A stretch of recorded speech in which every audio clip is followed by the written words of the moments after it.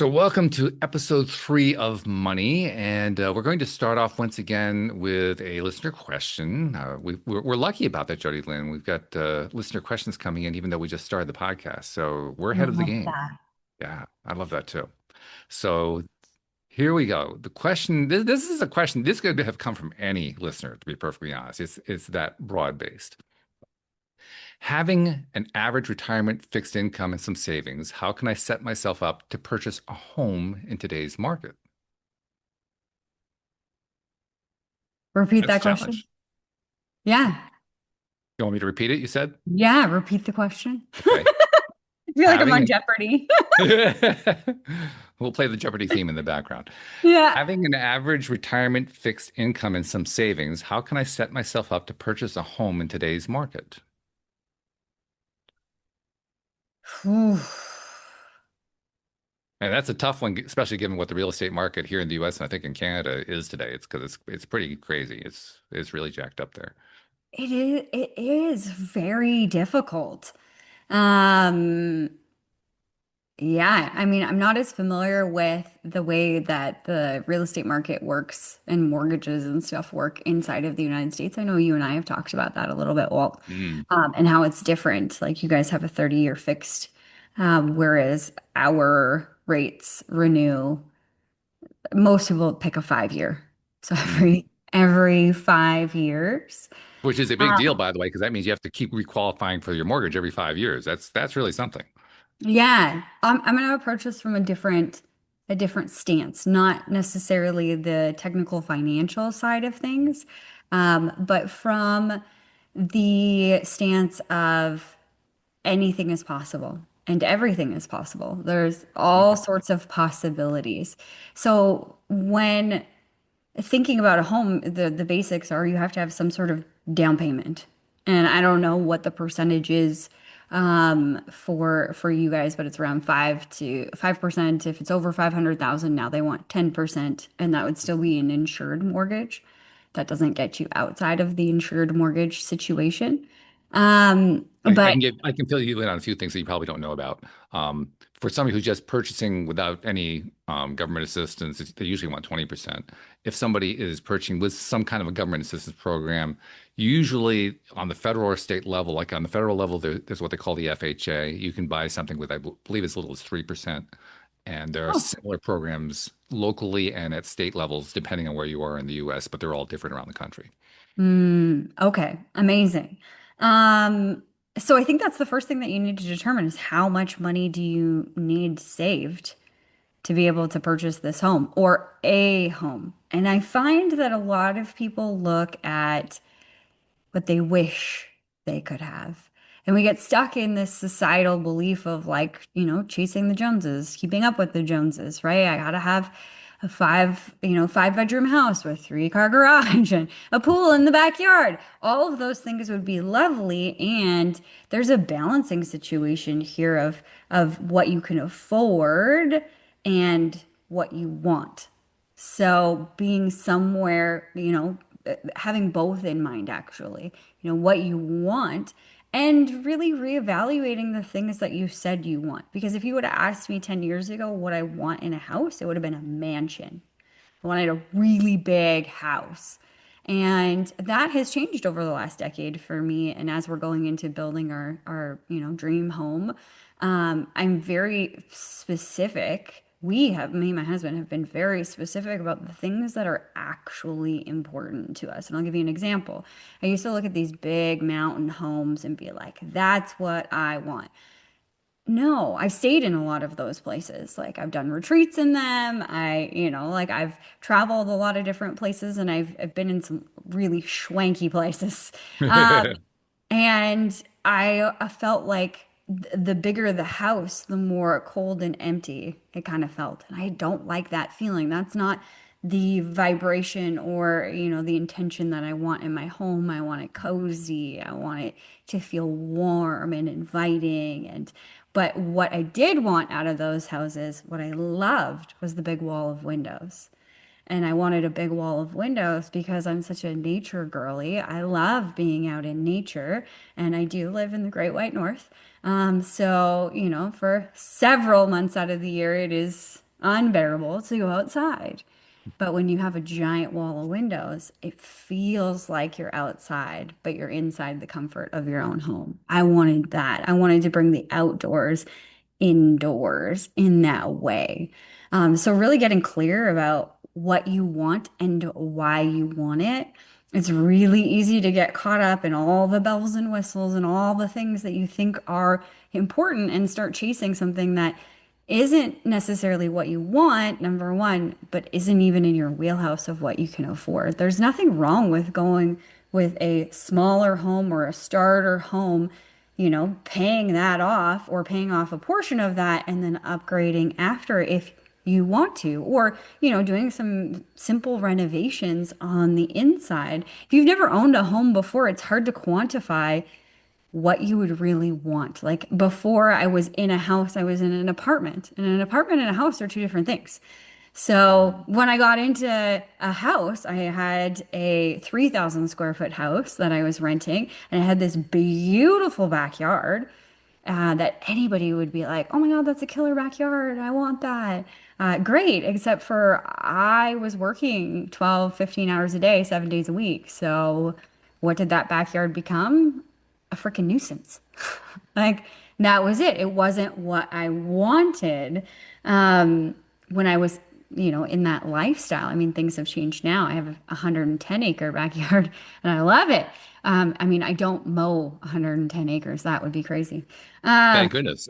Yeah, exactly. So I think you got to start with what is it that you want and what is coming from like, I want this to prove I'm good enough or that I'm whatever. What is coming from ego and what is coming really from your heart and your soul of like, oh, I would really love lots of natural light. I would really love a dishwasher. Like things like that. Just things that you want, getting clear about that and clear about what it's going to take. How much money do you need down? And it's kind of like the story I was telling last week when I was talking about the cups with money.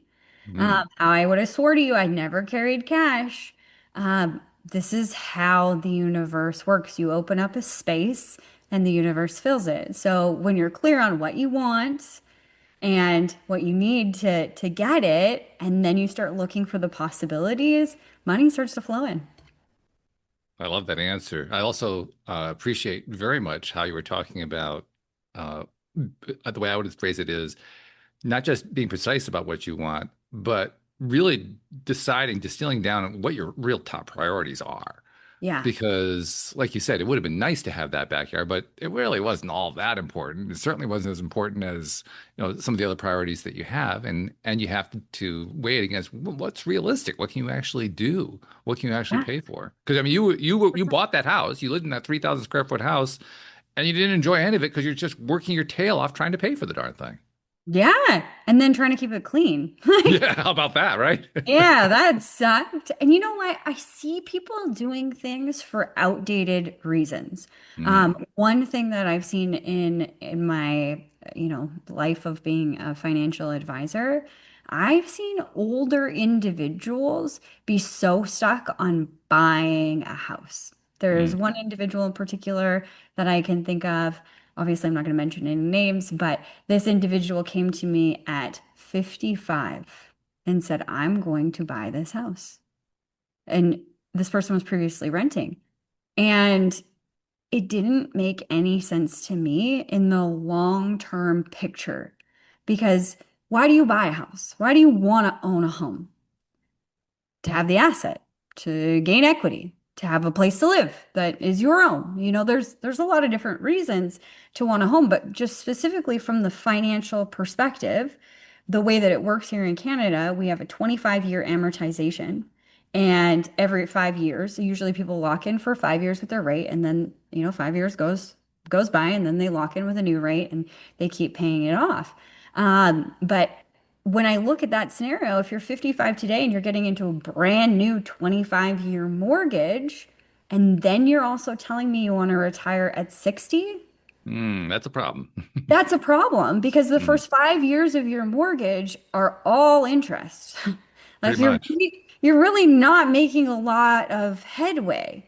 So what is the advantage there? Are you going to have the equity that you think that you need or want? I mean, it also depends on what the rental market is like. You know, if the rental market is just as high as the mortgage and you can't get into something, or higher and you can't get, it's cheaper to buy the house, okay, that makes more sense. But looking at today's plan and what is your long-term plan and what are you saying yes to?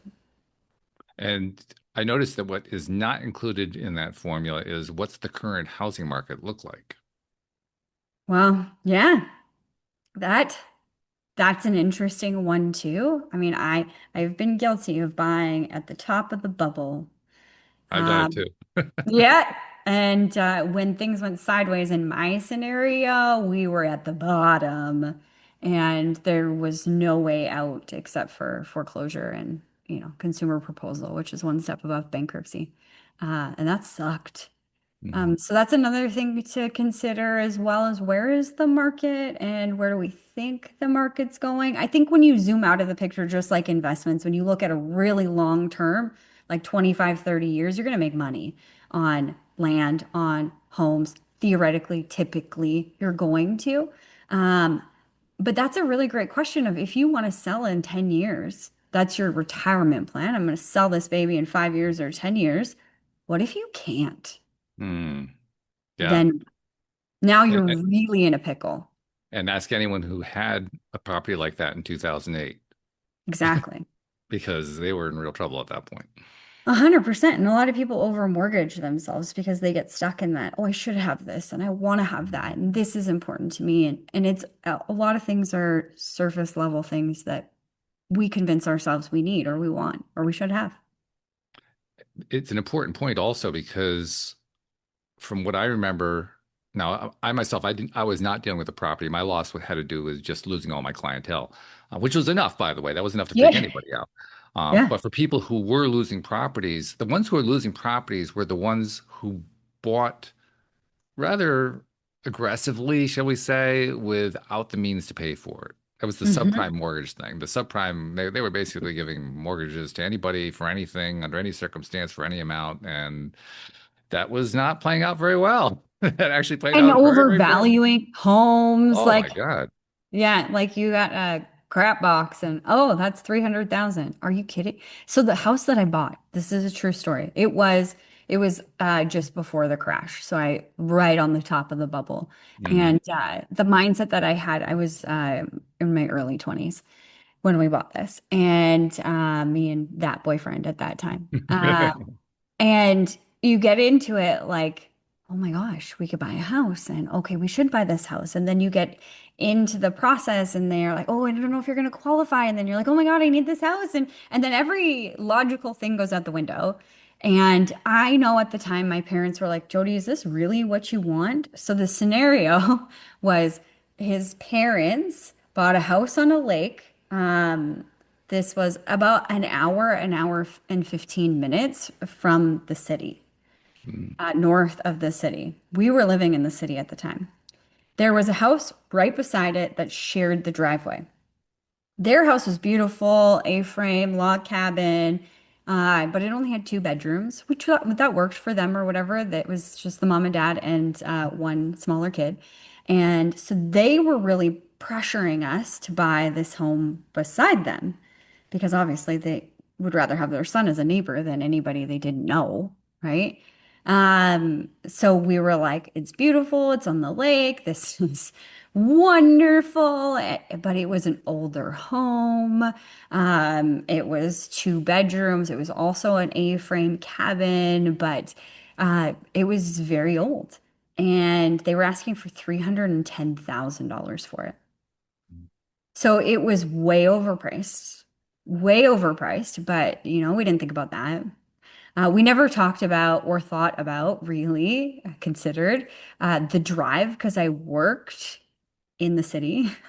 So an hour and 10-minute drive every single day, the wear and tear on the vehicle, the gas Two, prices, two just directions, by the way, not one direction, two directions. exactly two Yeah. directions. So that's 2 hours and 20 minutes of my life every single day, 5 days a week that I'm committing to this. How about the fact that there is no store or a grocery store, anywhere really close. It was like a half an hour drive. How Mm. about my parents were like east of the city and now this is west of the city. Like there was a lot of different things in there that I never really considered, but we were just hungry to buy a house and then got all excited and swept up inside of the process. And before we knew it, we bought the house. And the night we moved in, the skylight started leaking. Oh my, wow. Oh, yeah. There was a lot of problems with that house because we didn't really know what we were looking at, what we were doing. Like, it was just a gong show. We had to also, which we didn't fully understand when we purchased, haul all our own water and haul out all of our own waste. Oh wow, yeah. Okay. Yeah, which, I mean, when you haul your own water, you either pay a truck to do it and it Right. gets quite expensive because it doesn't matter how much you got in the tank, it's that they showed up. So they fill it until it's full, and it could have been you needed a quarter of a tank. But it doesn't matter. You're paying for a full one anyway. So we started doing it on our own, which required a trailer and a tank and a truck and all of these things that we never considered. Now we're out of town and you're driving highways, so I needed an SUV and great winter tires because it is Canadian winters. Like all of these things I never considered. And then when me and my boyfriend broke up, the house was worth $150,000. Oof. Yeah, that's a hit. Yeah. So Yeah. just the market, it wasn't worth that. It's probably not even worth $300,000 in today's market. It Wow. was just overvalued and we just got swept up in it. And that's Now, what there's happened. also the flip side, which is there were a number of people who bought topsy-turvy, but they did it smart, and they Hmm. still have their homes. Hmm. Yeah, So, I mean, yes, it's good to have some sense of what's going on with the market, but it's even more important to know what's going on with whatever it is that you're purchasing. Does it 100%. actually make sense for you? If it actually makes sense, you Yeah, can weather a short decrease that comes back, which is exactly what happened. exactly. Yeah, if you know what you're purchasing, you know what the area is. Other factors that also played into that is the lake died. So we were a Oh my lakefront goodness. property Oh, that oh, became a swamp. So, I mean, obviously the value wasn't there. And, maybe if we'd done some search history on what the lake was like or the history of the lake and, the flow of it, like how it ebbs and flows and different things going on, maybe we could have made a smarter purchase. But I think asking, because it is an investment, it is one of the largest purchases that you're going to make. So asking more questions and not getting caught up in the excitement of doing it. And that's really difficult to do, but you can. And to further your point about, it's almost like this too shall pass if there's a dip in the market. I think about my parents who, when they were buying land and homes and like things like that, my dad's a farmer. And so we have a bunch of land, or he has a bunch of land. And he bought an 80-acre piece that had a well on it and an old mobile trailer. And I'm sure that he thought at the time that it was overpriced. And this would have been in the 90s at some point.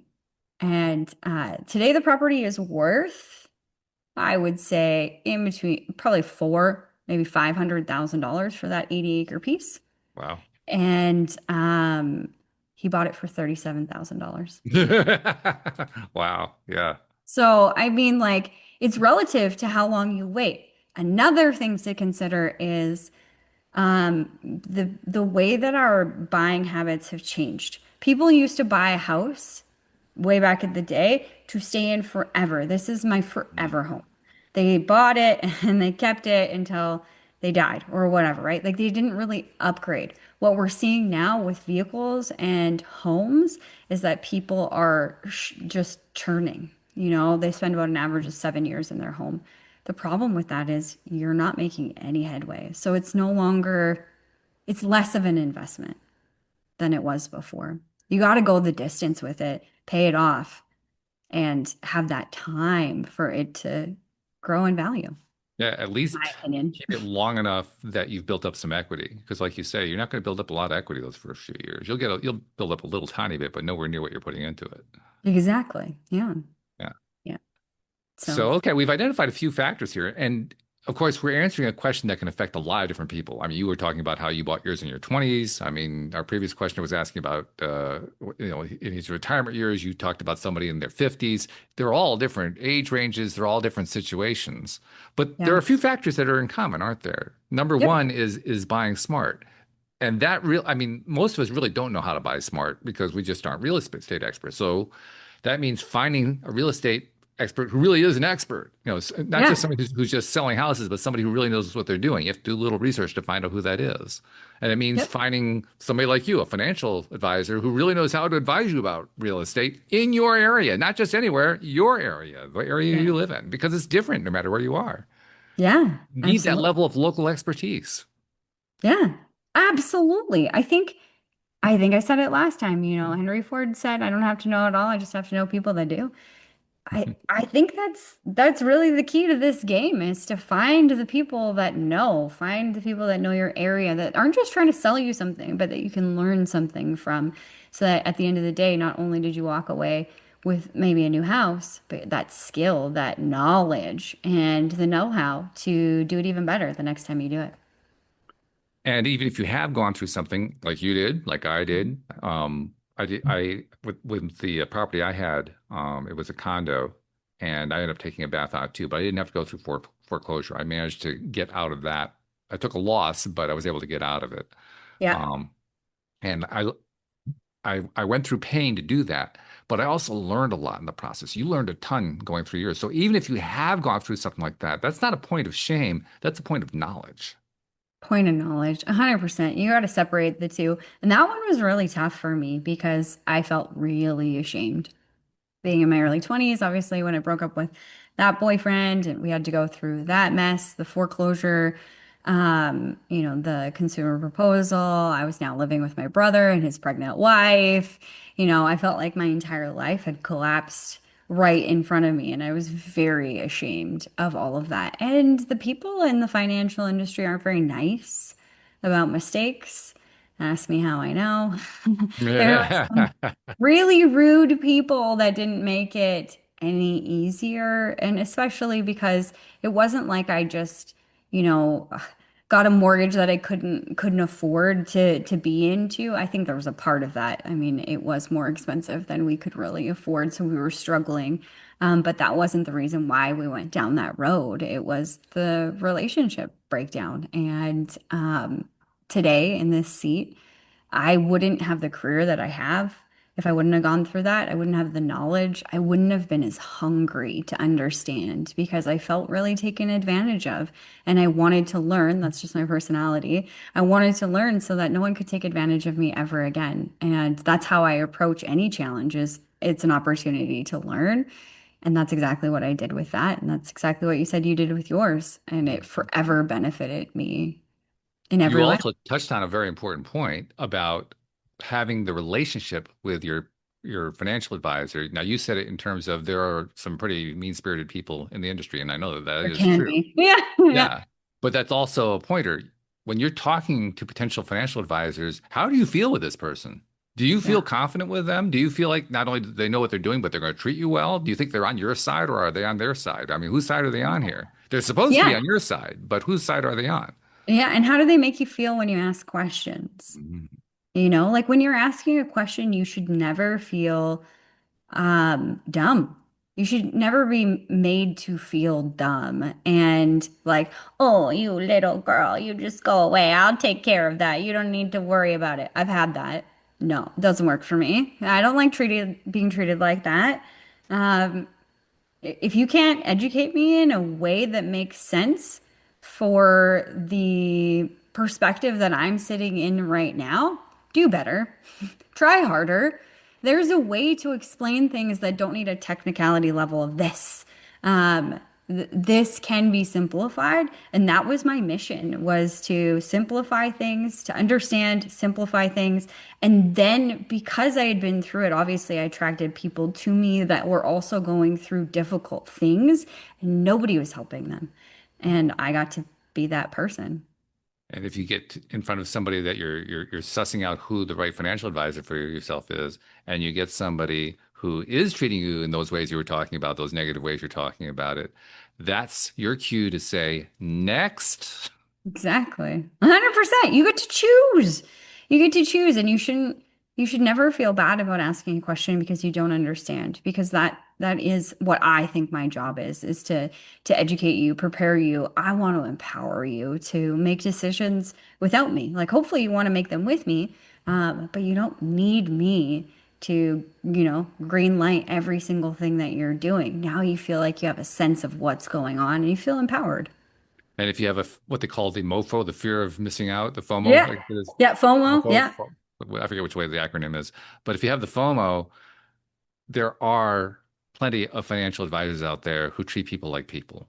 So just because you're in front of one who's trying to scare you into thinking that you got to go with him right now, no, there are lots of them out there. They're out there. Just find the one, take the time to find the one. If it's not the first one, not the second one, not the third one, go to the fourth one.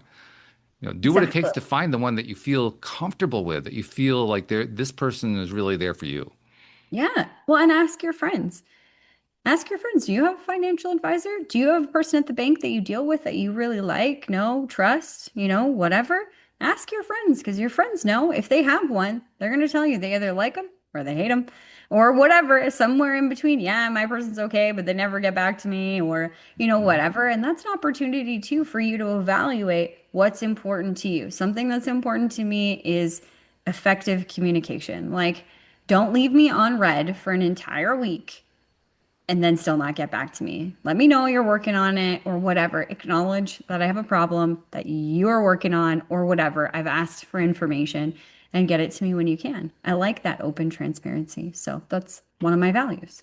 I'm hammering on this idea of finding the right financial advisor in part because I didn't do that at all before I bought that condo. I didn't do it at all even before I started my business. And I didn't do it because I grew up in a family that believed you should just take care of these things yourself. You shouldn't go ask for help on something like that. It took me a lot of years and a lot of pain to realize that was not the best advice I could have gotten.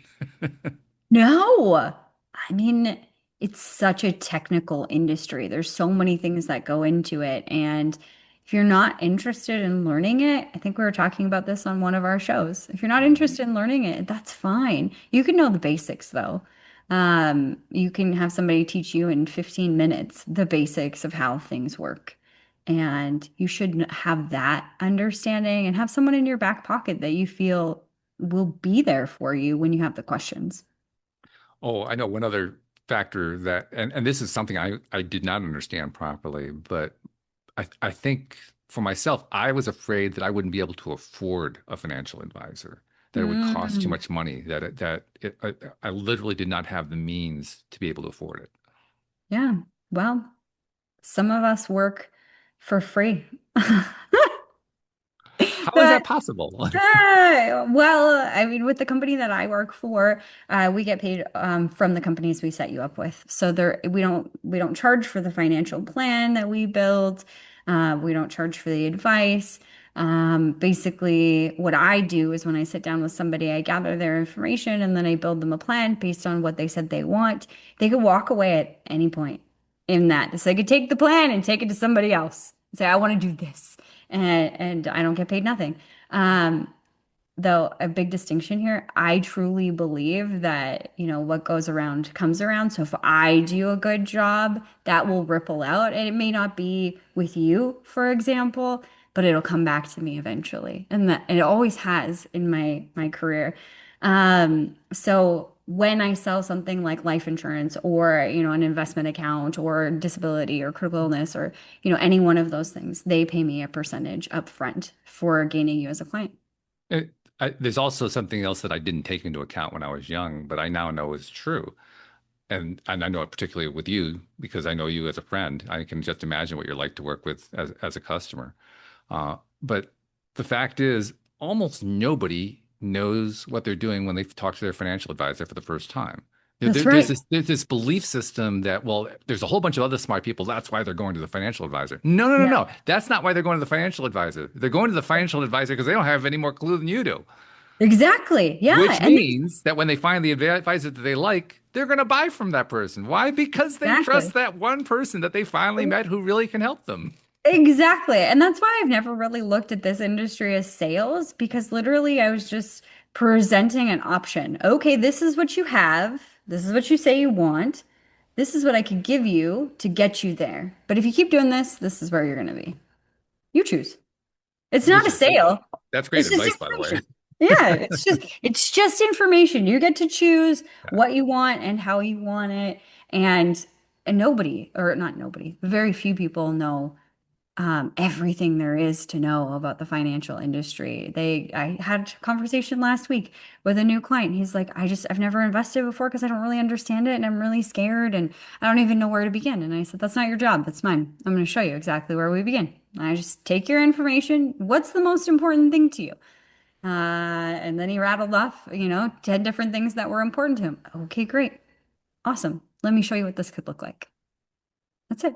And all that amounts to is you got to know him. Yeah.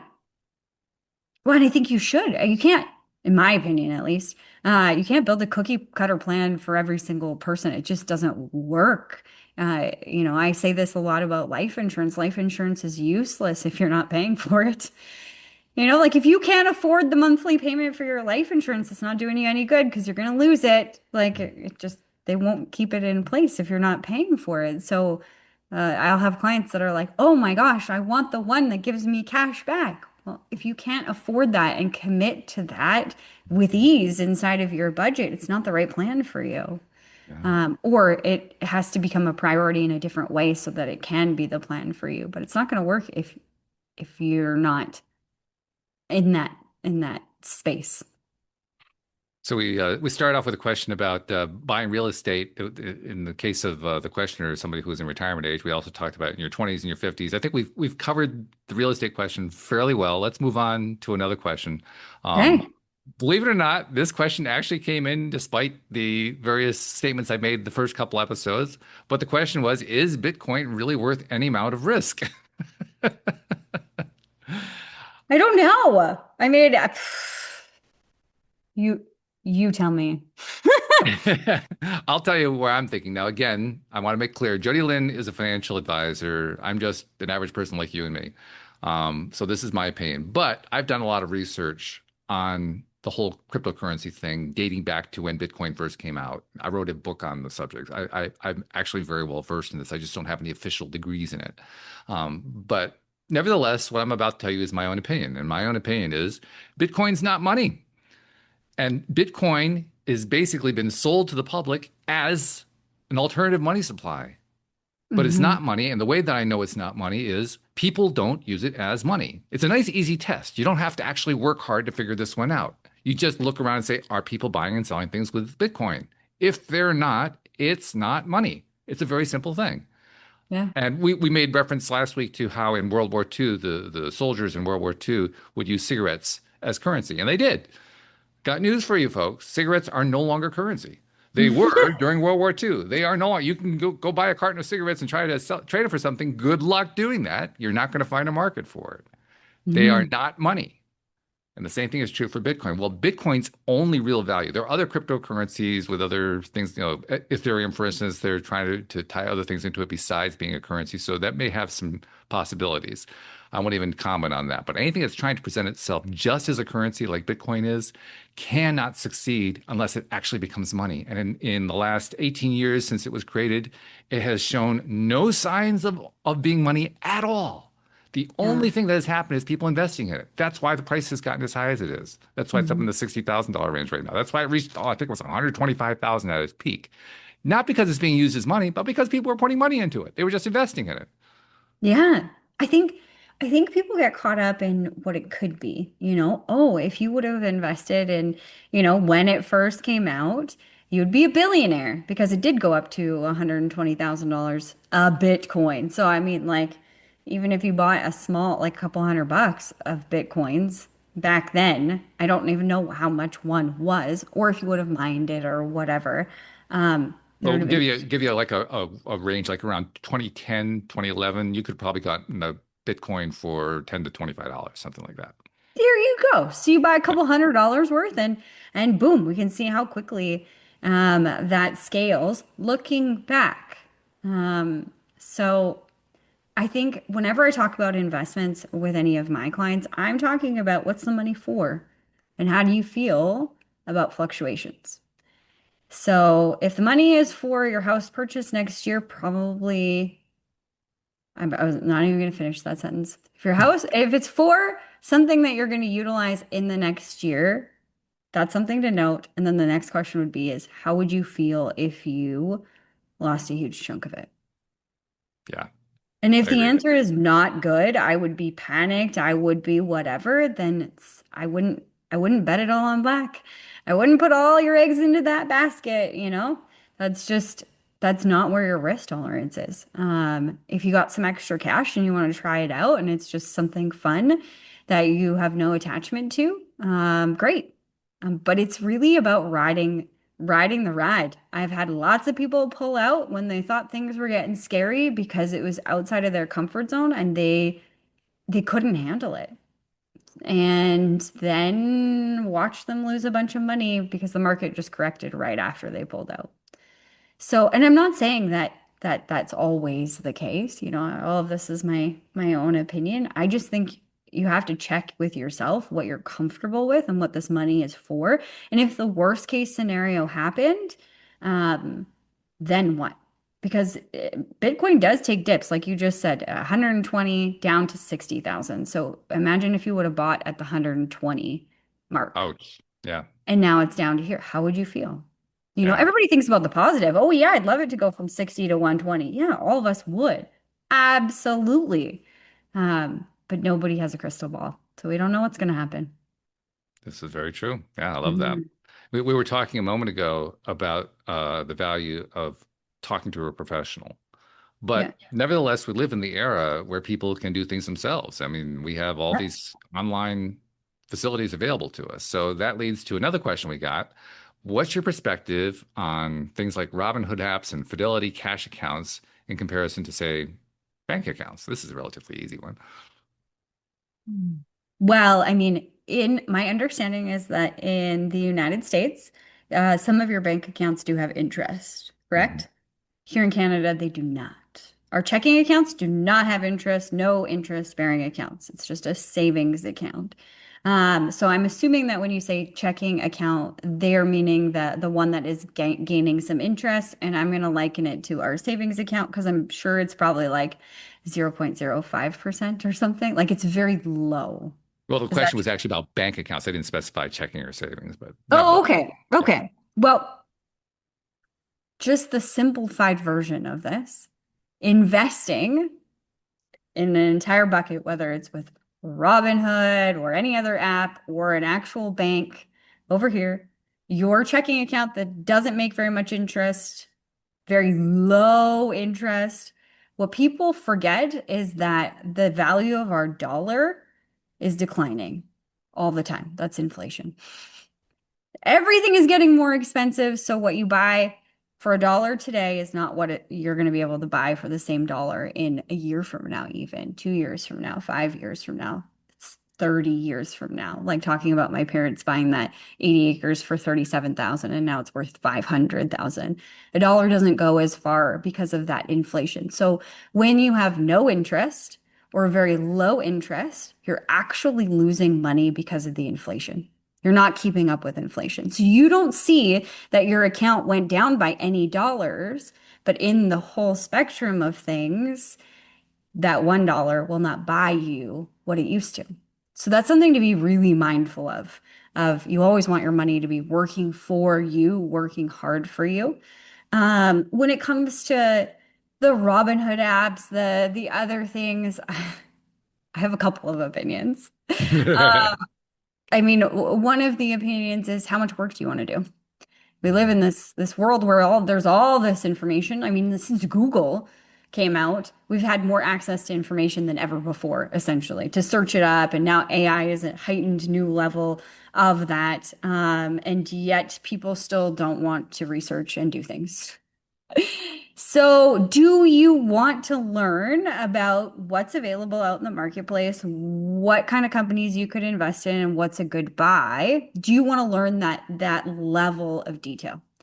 And if you don't, then investing on your own may not be the right thing for you because you're now in control of pressing the buy button and also the sell button. So there's a lot of stress when it's your entire financial portfolio when you're managing and you don't really even like to look at all of that stuff. You got to be passionate about what you're looking at, what you're doing. If you're not, and you don't even really like looking at that stuff, you know, just going that route, in my opinion, isn't the greatest. It also makes me nervous when I think about the GameStop predicament where Robinhood shut off the opportunity to sell. I really feel uncomfortable with that. Um, if you can't sell when you want to sell or they're stopping you, and I'm not saying this is allegedly that's what happened. I didn't have an account, so I don't actually know what happened there, but that's what I had heard. That's terrifying that if you wanted to exit your position and you can't because they are forcing you to stay in that position, that sucks. Um, from my position, I like professional money managers because they have tools at their disposal and teams of hundreds of people that look at all of this stuff so that I don't have to. Yeah, that's really the core piece of it too, that Mhm. you're dealing with people who know what they're doing in a way that you don't. And that's what Exactly. that's what's helping you. That's what the benefit is. Yes, but I think any sort of saving is better than no saving. Whether you're saving inside of your checking account or you're saving inside of an investment account, like doing something is better than doing nothing. So start with doing something, and then you can start by looking at the two differences. You know, if you leave your money sitting in a place where it's getting no interest or very, very low interest, there is that inflation risk. Everyone can see it for themselves. You know, what did candy? They used to have 1 cent candy in my day. They don't anymore. Mhm. It's funny how that went away. Right? Yeah. That is inflation right there. Like vehicles, you know, it's just everything has gotten more and more expensive. So you need your money to work for you. And from an energetic perspective, money wants a purpose. It wants to do something. It doesn't want to stay stagnant and in your shoebox underneath your bed. You want to do something with it. It wants to grow, it wants to change, it wants to flourish for you. Let it. I like that. That's good advice. You mentioned inflation a few times. A lot of people don't really understand how the inflation things work, and we're not going to give a tutorial on inflation here, but I do want to give a couple of key pieces of information so that people understand. The the people who manage monetary systems are the governors of the central banks. Here in the US, we have the most powerful central bank in the world, the Federal Reserve System. And they have targets. They have inflation targets. In other words, their target is never 0%. Their Mhm. target is never to reduce the inflation to a negative rate. They want to reduce it if it's high, but they don't want to reduce it to a negative rate. They're always aiming for a 2% inflation rate, That's which right. doesn't sound all that high, but that will still erode your money over time. So that Mhm. reinforces what you're talking about.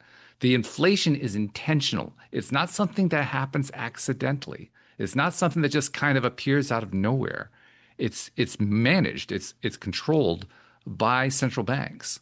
Yeah. And the larger your central bank here in the US, we have the biggest one, but no matter where you are in the world, all countries have central banks. The degree of the strength and size of that central bank directly controls how much inflation you're going to experience. And it can be all over the place. Here in the US, I mean, during the 1980s, we had inflation as high as double digits into, the 15% range for a short period of time. So even with the strong ones, that can happen that way. It is an important consideration. I also want to tell people about something that applies both to inflation and to investment. It's something I'm sure you know about, Jodie Lynn. It's a rough rule of thumb for people who want to understand what happens with the compounding effect, as they call it, over time. It's called the rule of 72. It's a That's very, right. very simple rule. It's not mathematically perfect, but it's close enough to be Yeah. perfect that you can use it, just for conversational purposes. And it works like this. Take any percent interest or inflation or whatever you want. If you want to understand how long it's going to take to double, divide that into 72. The answer that you get is how many years it's going to take for that doubling effect to happen. So if you're Yeah. So talking, if you think about this, if you're only earning 1%, which a lot of savings accounts here are less than 1%, but let's use 1% for easy numbers. And this is just feels disgusting to say it out loud, but it makes the point. 1 into 72, 72 years. So if you're getting 1% on that account and you have $1,000 sitting in there, it's going to take 72 years to become $2,000. and in 72 years at a 2% inflation rate, it's going to be equivalent to the purchasing power of $500. Oh, when you put it like that, right? Like I used to ask, I actually used to put that slide into my presentations when I would do big group presentations of like, and ask the questions, how many 72-year periods do you have in your lifetime for your money to Mm, grow? yeah. Not enough is the answer. So we need to get better interest rates. Doesn't mean that you have to go to, I need 20% every single year. No, that's That would be okay. wonderful, but there aren't That would many be people who get wonderful. Yeah, that. no, no. Uh, you got to go back to what you're comfortable with, what kind of ride you're willing to take, and what the money is for. If you're 25 years old or 30 years old or whatever, and you're not going to retire until you're 65, and this account is only for retirement, you have lots of time to recover. So you just keep putting the money in, and if it scares you to look at it, probably don't look at it when things aren't going well. Good Just advice. I like that. yeah, So, just let it go. It'll correct itself, this too shall pass. by the way, I'm kind of curious. You are a financial advisor. You have clients that you provide services to. How often do you get calls when the markets are down? I would say that I have a few key people in my investment portfolio that are very nervous Nellies. And anytime it goes down, I get calls from those people Hmm. or text messages. Oh my God, I can't sleep. And I tell my clients, don't don't spend a night not sleeping and worrying about this when you can call me and I can put your fears to rest. I can't tell you, I don't have a crystal ball. I don't know what's going to happen, but I know you. I know what's important to you, and I have a good sense, a relative sense of what's going on in the market and whatever this dip was. Like, and a great example was, in 2025 or yeah, 2025 in the beginning of the year when the tariff conversation was happening between US and Canada. Trump said a bunch of things and the market went down. It was temporary and then it went back up. So, there's certain things that we can see inside of the market that maybe you're not seeing. And if you're terrified and you really can't sleep, I'm not going to leave you in that position. We're going to do something about it. Which is exactly what a good financial advisor does. Thank you. But that is, I Well, mean, this is important. I mean, I'm in a sense, I'm kind of pushing the idea of getting your own financial advisor. And I'm not saying contact Jodie Lynn. I'm saying find somebody in your own area yeah. because there really is benefit in doing this. I'm trying to put all the fears to rest so that people will actually do that, no matter where you live in the world. Doesn't matter where you live. Yeah. Yeah. There's good people out there that know this stuff, that want to help you and that want to make this easier for you. And I mean, there's a lot of people in the industry that work strictly on commission. So they want you to keep coming back to them to give them more money for more investments or insurance or any of those things. So of course, you're going to maintain the client. Also, a cool thing inside of the financial industry is that there's trails and renewals. So any of the business that somebody did, typically they're getting a kickback every quarter, every year, however the company has set up to continue to maintain your file. So that's their incentive to keep you as a client. That's good. I love that. All right, let's draw to a close right there. That's a good stopping point. But once again, I think we've picked the right topic doing this money podcast, and I want to thank you, Jody Lynn, for agreeing to do this with me. I know that you're enjoying it as much as I do, but I'm glad that we're doing this. So thank you very much. I am. And I think it's such a cool conversation because people need to have these conversations. This needs to happen at an earlier age. And we can Google a lot of things. But what I find is that we often get stuck in our own perspective, how we see the world, the fears that we have, the questions that we have. And it takes somebody outside of that window that you're looking through to say, hey, have you thought about it like this? And it might not be the right direction or the right question or the right answer or anything like that, but it's cracking open the possibility to see things in a completely different light, one that you didn't even expect. And that's the power of having good people in your corner asking really good questions. I love that. One final note, if you want your question asked and answered here on the program, just go to our website, moneypodcast.net. It's right there up front. You can just type it. You can upload a video. You can actually make the video live on your phone while you're on the website, any which way you want to do it. But if you don't want to do it with a video, just type it in. Any way that you ask the question, we'll be happy to share it on another issue, an upcoming episode of the podcast. So thank you very much, and we'll see you all next time here on Money.